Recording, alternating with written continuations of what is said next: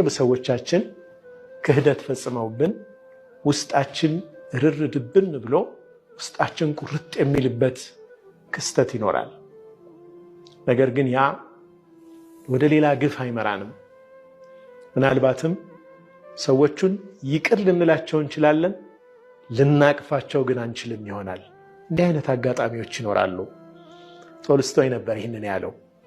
ሰዎች ያንተ ቅርብ ሰዎች ሲክዱ ይቅር ትላቸው ይሆናል፣ ግን እጅህን የመቆረጥ ያክል ስለሆነ ያ ክህደት ልታቅፋቸው ግን አትችልም፣ እጅህ የለም ይላል።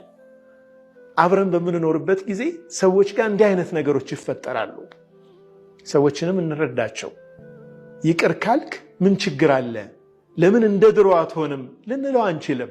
ውስጡ በጣም ከተጎዳ ይቅር ብሎ እርቀቱን ሊጠብቅ ይችል ይሆናል አንድ ሰው። በዛ አይነት መንገድም ህይወትን ማየት ይገባል።